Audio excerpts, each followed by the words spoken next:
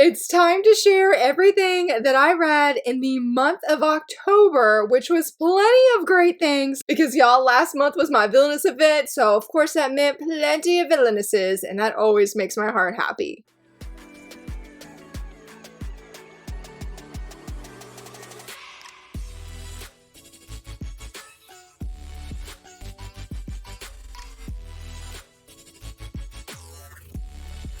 Hello friends, happy Friday, so very excited that you're here. Again, we're going to be talking about everything I read in the month of October, which was roughly about 22 manga volumes. That includes some manhwa. That didn't really include any of the digital things that I read, so it's probably closer to about 23 if we wanted to put those chapters in an actual physical volume. But yeah, my villainous event was last month. I truly hope that you deeply enjoyed it. I had such a blast, and don't worry, my review of Not So Wicked Stepmom is actually coming next Friday. So if you have been waiting for that video, I promise it is coming, so please stay tuned for that. Let's, I guess, go ahead and jump right in. Let's talk about a few of the digital things I read online that weren't necessarily part of a volume, because there was one digital thing I read last month that was a volume that was so good. In no certain order here. First up was First Love, Worst Love. I read chapter 7. I continue to deeply enjoy this series. I've reread it more than once. It's sort of been my new K-manga obsession that I'm reading it the same way I was reading Glasses with a Chance of Delinquent, and so I hope that this will get physically published at some point because I love it so much. I've reread it several times now. Not as much as Glasses though.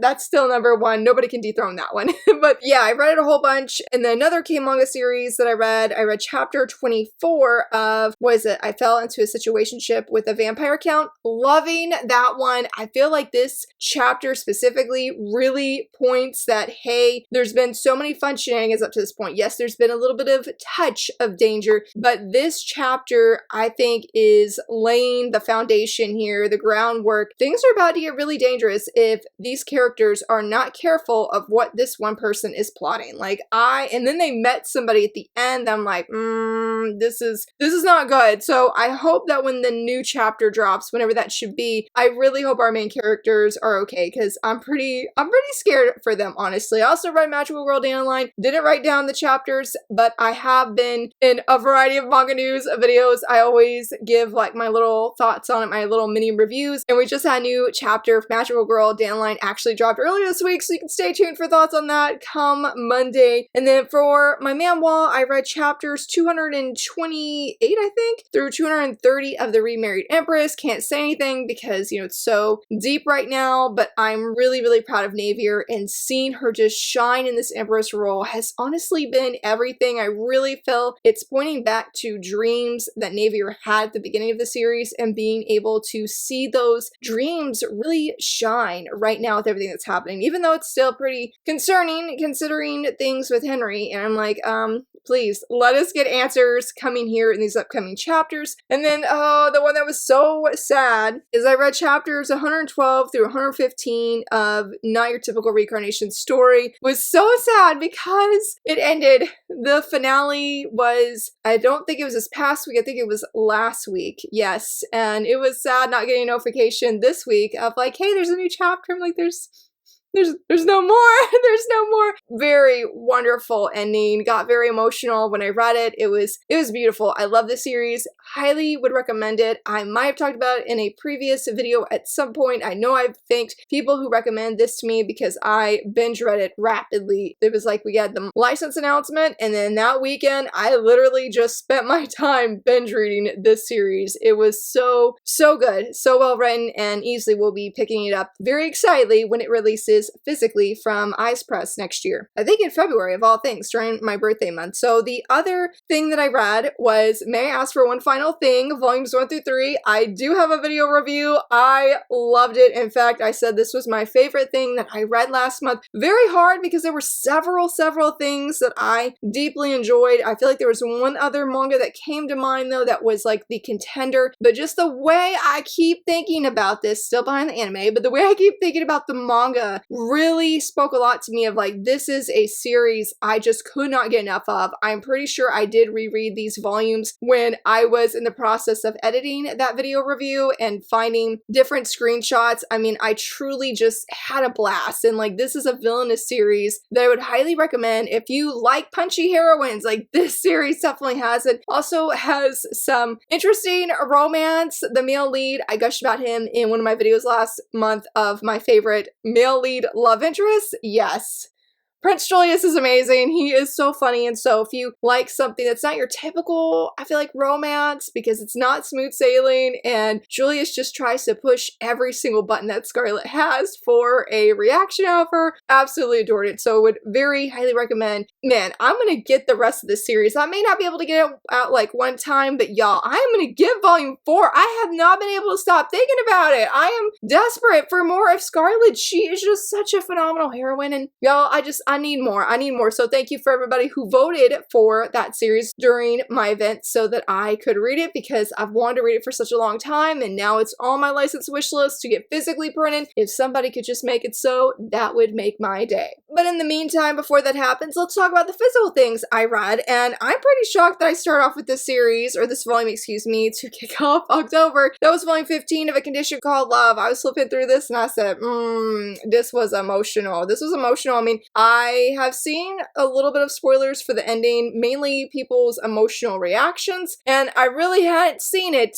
until I read this, and I said, I don't like the looks of this. I know that our couple here, they love each other deeply. We see that in this volume, and I don't want to say there's misunderstandings. They've grown. They have grown so much. They may not see it, but they have grown from how they were in volume 1. But now there is this having to go back and deal with issues that maybe were dealt with, but ultimately really weren't dealt with. There's questions being asked, I feel, that have to be asked before our leads can really move on. And I don't know what that entails. I don't know what that entails. So I'm nervous for the next volume. I'll definitely read it, but my heart is, concerned and nervous of what's to come. Honestly, I don't remember why I decided to check out this series again, and that is The Heiress and the Chauffeur. This is a 2-volume series. I actually have a video review coming of this in December during my 25 days of shoujo manga, and I am just surprised because, again, honestly, I don't remember why I picked it up, but I used to have this series, and I got rid of it for some reason, and I don't know why I did, because coming back to this, I loved it so much. I don't feel there's a lot of positive reviews on it. It could be considered sort of problematic because of the age gap and the different, they have different, she's a master and he's a servant, so you have that forbidden romance, but man, it was beautiful. I loved every moment. I had a great time being back in this series. I definitely would love to buy my own copies again of this, because I was just like, I truly don't know why I got rid of it. I love the setting because it takes place during the Taisho era, and so I love our female lead. I love her determination of how she grew as a heroine just in these 2 volumes, and our male lead, how he stayed true to himself from start to finish. That never once changed. The forbidden romance, yes, I was seated, I was on board, and really love how the series was just wrapped up. I definitely could have read this in several more volumes should the creator have chosen to do that, but I think it's a very strong historical romance if that's what you're looking for. We'll definitely be recommending it again in the future, and can't wait for that video review to go live. This was another contender, I will say, once I pull it off, that I was like, this was one of my favorite reads of last month, and that is Taemin's B-Side Volume 9. I love how we got to see some Taemin lore. We got to meet his brother. We got to see some backstory of Taemin, of how and why he became the idol that he is today, and why he acts the way he does as an idol. It was beautiful. Very much strongly enjoyed this volume, and I will just show, so I don't show any spoilers. Look at this cute little image of Taemin and his brother. They're so precious. I love this. I have this little, I guess you'd say, drawing saved on my phone because of how just heartwarming it is. It makes my heart really happy. And though there were some emotional moments in this volume, I loved how the previous arc, I guess you would say, wrapped up. I thought it was going to be leading into a different arc, but I really don't know. But I did enjoy seeing this lore and this backstory. But it was hard seeing some things from Taemin's past. I'm like, you sweet precious little being. Like, he needs to be protected. He needs to be protected. Very heartfelt, good, funny moments as Taemin always has, like the series does. But also some very strong emotions that just made this a very another compelling volume. The way in my excitement, I almost forgot about doing my tags and breaking everything up by publishers, but I did only have one Kodansha read, and that was A Condition Called Love. And so thankfully it worked out because the previous two of the Heiress and Taemin's B-side are Viz Media, so we're still gonna like go with the flow here of doing publishers. I'm glad it worked out. But anyway, you guys may not know that I just sort of put all my stuff together in a stack and I get excited like, oh, let's go talk about it. But yeah, the last thing I read by Shojo was last quarter. I actually just filmed a video review of this as well earlier this week. I'll be having a review coming in December. I almost said this was my favorite read of this month, but I didn't feel that was fully accurate. But I do feel it's very accurate to say this, hands down, is the most compelling thing that I read in 2025. I was shocked and impressed and so moved by this series. I had shared in that upcoming video that originally when I tried volume 1, just the first chapter, I do not have a good strong first impression at all. It really scared me away from reading anything else of this, but there was a community post I did asking what kind of prompts would you like to see for Top 5 Wednesday, and I got several people, felt like several, there were at least 2 that mentioned they would love Supernatural, and I was like, man, this isn't really a genre I read much of, and so when I went to my library to pick something up, I forget what it was originally, I decided just to look at the manga section, and I saw that they had volume 1 and volume 2, and I said, you know what, I'm gonna give it a chance. That was such a good decision past me. I know past me was a little bit nervous, and even when I was rereading chapter 1, I'm like, I don't know, but then honestly, how chapter 1 opens is so different from how chapter 2 is that I would highly suggest that if you were interested in this series and you had the same kind of experience or reaction that I did, give chapter 2 a chance because it focuses on a new main female lead, I would say, who was so different than the female lead we meet originally in chapter 1. I loved her and I loved all of these characters. In fact, when I got to volume 2, I read it during that time that my daughter was really sick and I was really sleep deprived. And just during that whole week, I could not stop thinking of volume 2. I didn't write a review anywhere. I didn't share that I had finished it online because I just really felt I didn't have the words to do it justice in that moment. And when I was fully well rested, the first thing I did was like, film this video review because I feel it is so underrated and it's another series that I've really considered picking up for myself because it's definitely not a very Laura series, I guess you would say, and it's not fluffy at all. And there are, I feel like maybe, at least with the first chapter, I felt like a little bit of a heads up trigger warning, you know, to be aware of, but how emotional it was and how these kids came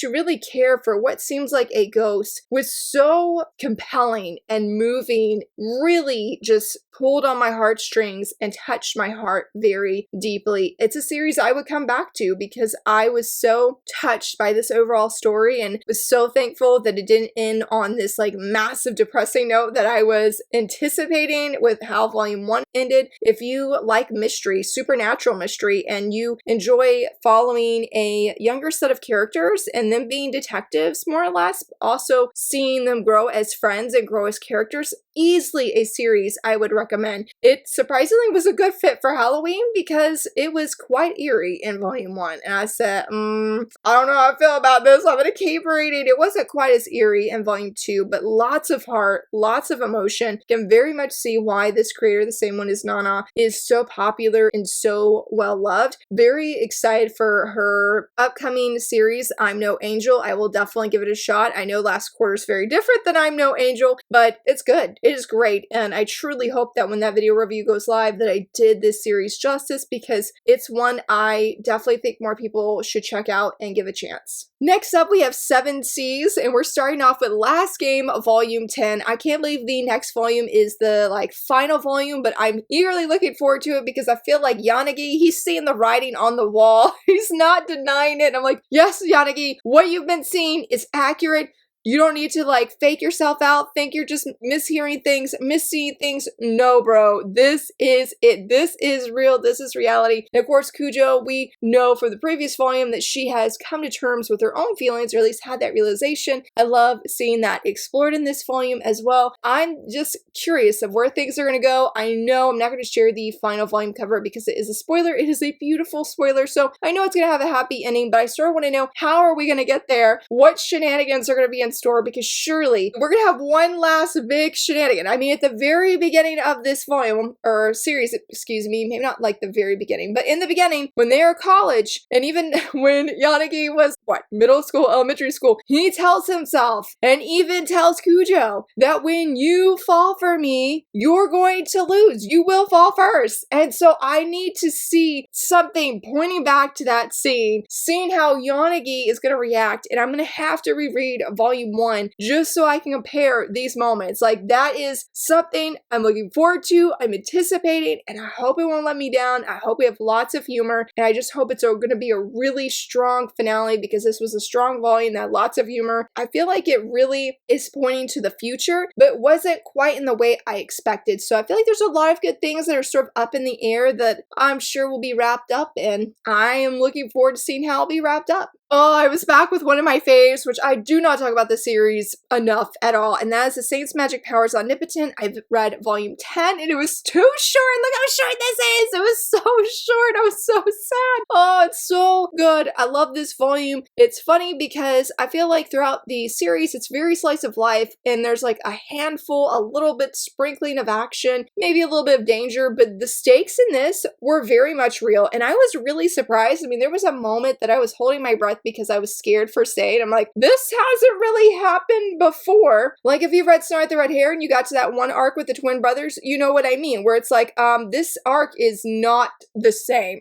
Like, not a bad way, not a bad way. But the stakes were really conveyed that this is dangerous and scary things could happen. So thankfully, though, that the volume here ended on a like happy note with a little bit of romantic vibes. So I'm always here for those crumbs. I'm always here for those crumbs. And we definitely got those. I love seeing it. I love how Sei is admitting things to herself. Nothing's probably going to come from it right now, but the fact that she admitted it was what I needed. I needed validation, or at least to see. I mean, I felt validated. I don't know how I felt validated, but I'm like, that's what I did. I felt validated. I was like, yes, I've been waiting. We needed that confirmation. But again, even if nothing's going to happen, and hopefully next volume won't be quite as intense, because it was really good in this volume. 5 out of 5 stars. But I was also like, I really don't want to see Sei in certain kind of situations she was in, even though she was okay, but I thought she wasn't going to be okay. So hopefully the next volume won't take too long to release. I feel like the releases come out really slow, and I love the series so much. And it was so good to be back with these characters in this volume.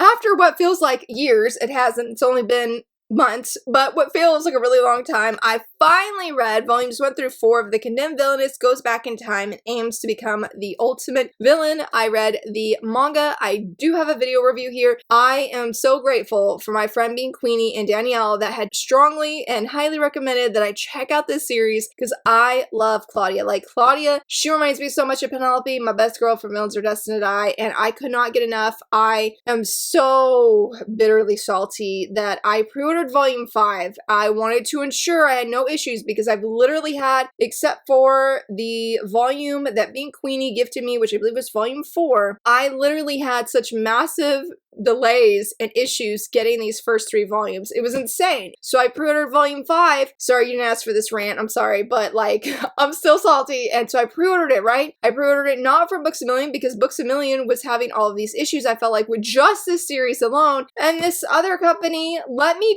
down. And the thing is I had a gift card, so I was basically getting this volume for free. And I reached out to customer service 3 times, and each time they're like, there's a financial hold on it. How is there a financial hold on it if I'm not even using my debit or credit card? Like, make it make sense. I didn't say that to the customer service person, because they're doing their best to help me. It ain't their fault. But last person I talked to was like, you know, you should just cancel this order because it's not going to get fulfilled. And I'm just going to push your case forward to tell the gift card team to not do this hold so you have no problems in the future. I should just reorder order it again. That would be probably the best solution at this point because I'm not paying full price for it because I'm like, I was getting it for free. But I really want to know what's going to happen next because if you watch that review, you'll know that despite some reservations I had and really wrong conclusions or like first impressions or things I thought, this series was so different than what I was expecting. And I loved it so much. I love these characters. I've thought about them and I'm like, I just need volume 5 and I wish the company would have just fulfilled my order. I'm sorry for ranting about it. It just made me sad because the covers are beautiful. Claudia is a very intriguing and wonderful, wonderful heroine. And I just love seeing how the story was unfolding. We're starting a new arc and I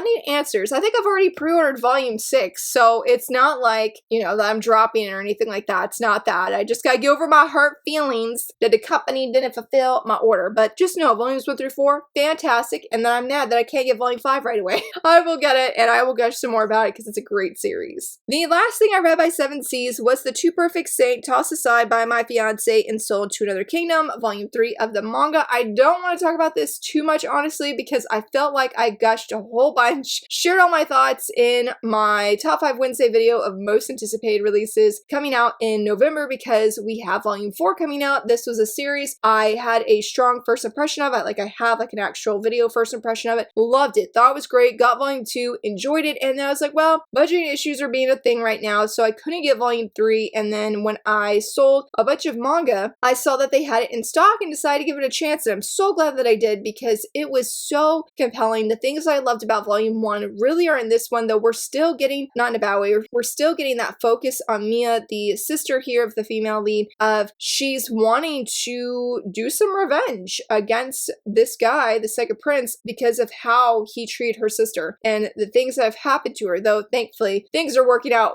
very great for our female lead in another country, but it's sort of focused on that right now. But I love how in this volume that our female lead is asking these really great questions of what is love? How does she know what love is? What does love look like from other people? And I feel like she's just having these really eye-opening and profound moments, and I would say subtle ways for that may seem subtle to other people, but are really profound and big for her. And I just love seeing her ask these big questions and her finding these answers and her feeling like, okay, I think this is what these answers are. Like, it is beautiful. So looking forward to volume 4 because this volume was great. Very excited to be back in this series again and looking forward to seeing where things are going to go. Now we'll kick off with my final publisher that I read of Yen Press, and that's Your Forma Volume 3. I finally read it. It took me a hot minute. I don't know why. I think I just sort of was not ready for it to end because I feel like this is such a strong manga with such an interesting and unique premise. We do have the light novels available from Yen Press that I truly just didn't want the series to end, despite that volume 1 and volume 2 had massive cliffhangers. Volume 3 thankfully did not. It had a really good closure and everything came together. I think the most surprising thing that was sort of like scary for me is seeing the real Harold. We have had this idea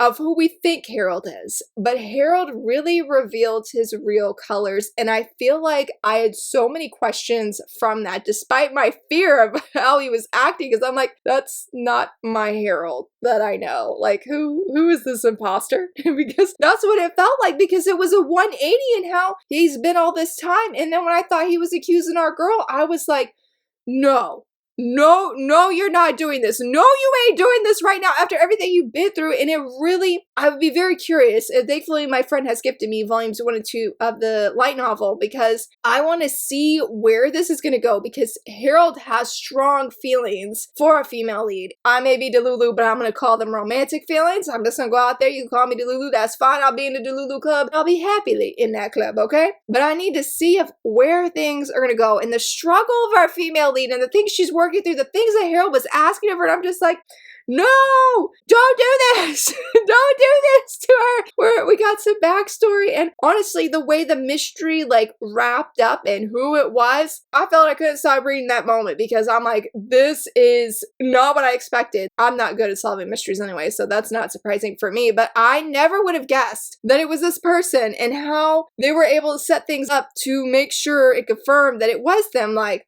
bro, I mean, really mind blown, but it wasn't confusing at any point or anything with that. So I've appreciated about this series. I also have a first impression on this channel for volume 1. That is one of the things I'm most thankful for, is I do enjoy science fiction, but sometimes it can really go over my head. But I feel like this series is presented in a way where it's not too big brain for me, and I'm like, okay, I'm just gonna accept that information, not remember it, and just keep moving forward. Like, it wasn't like that. And it wasn't like this in this final volume when things are happening. I don't know how to expound on that without giving spoilers, but just know this was a really fantastic and strong ending. It's a great series. I would highly recommend. Bummed that it's not longer, but very, very happy for what we have and that I enjoyed it so much. And another series that ended was Why Ray Leanna Ended Up in the Duke's Mansion, Volume 9. Oh, I cried in this one. It was so good. Like, this was everything in an ending that I've wanted for this series, and honestly, I feel like it was so different than anything I was hoping for or expecting. It was fantastic. It was, with everything that has happened, the things that happened at the beginning of this volume. I love the romantic things that take place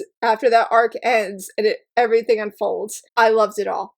I loved it all. This is definitely easily a manhwa series I would come back to, and I definitely told myself, I'm like, y'all, we're gonna have to have a manhwa month where I just review manhwa stuff and we talk about manhwa, because this is a series I need to come back to. I love being back with Noah and Ray Leanna. I love seeing again that ending, and it was so beautiful. It was unique. I've never seen something like that, but it was so hopeful. There were a few details I'm like, I would love to see more of this. Like, you could have made this a whole lot much longer. I would have been happy.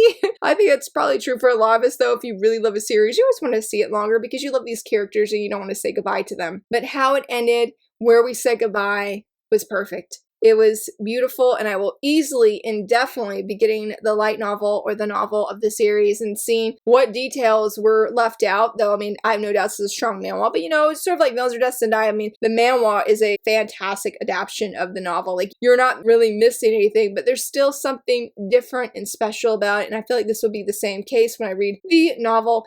Easily, I'm going to be coming back to this manhwa, and I felt a little bit crushed that it was over because of how beautiful the ending was, and just, I wasn't ready to say goodbye. I wasn't ready to say goodbye, but I think if you're a big fan of this series, I think you're gonna really enjoy this ending and be very happy because it was everything I feel like we have been hoping for. It was great. Would highly, highly recommend the series. And then last but not least, oh, I loved being back with this series, and that is If the Villainess and Villain Met and Fell in Love. She was all but disowned for her spirit contract, but she's still competing with her rival. This was another series that won my manga villainous event. Have a review here if you would like to check it out, and shout out to everybody who voted for this one as well. I loved being back with these characters in this series. I have reread officially now every volume at least twice. I have reread volumes 1 and 2, I believe, 3 times. And I loved it just as much as I did the first time. There were smaller details because since I was binge reading it all at once that I was really able to appreciate about this story, and how there were small like details about things that are coming out in volume 4 where we're getting some of our girl's backstory that you could see it sprinkled throughout the series, but I didn't notice that the first time because I was paying attention to something else, or just probably the romance if I'm honest. Feel like in every volume when I've done individually, I talk about how I want Yuri to give us more breadcrumbs, more romantic crumbs, and then reading it, like all 4 volumes, I'm like, the signs are there, Laura. They're there. Like, there's more than just crumbs. But maybe because I, try to take in everything and I'm just so excited about getting a new volume that I didn't fully realize that. And so I still hate Prince Joseph. I hate his guts. He is awful. Like, get that man off the page. I don't like him. But there was one rival that if you know, I don't want to say who she is, but my heart still really went out to her even the second time reading. And I loved all the romantic crumbs. They were so good. They were so good. So very, very excited that volume 5 is coming next year. Easily a series I continue to deeply love and enjoy, and I'm sure I will for a long time, and definitely reread the volumes again at some point because it's just that good of a series that I just can't get enough of. And as you can see, there were several volume series I really, really loved. I know I didn't talk much about May I Ask for One Final Thing because I just sort of pointed to my review, but please know that I love it so much. It is great. So many great things. Honestly, I don't think there was anything from this month that I did not like. So that's That's always a plus, right? Yeah, so plenty of good things. Sorry for that ranting about Condemned Villainous. I think just after talking about it here, I'm just gonna go try one more time with this gift card, and fingers crossed it works. I will keep you posted, friends. I will keep you posted. And yeah, let me know, what did you read last month? Did I read any of your favorite series? Have you read any of these? You know, maybe what was just something you read that was a favorite, if you don't want to share everything you read, or maybe, you know, maybe just read one thing. Reading one thing is still really awesome. So yeah, let me know. And if you enjoyed this video, please give it a thumbs up and subscribe. And thank you so much for watching. Bye!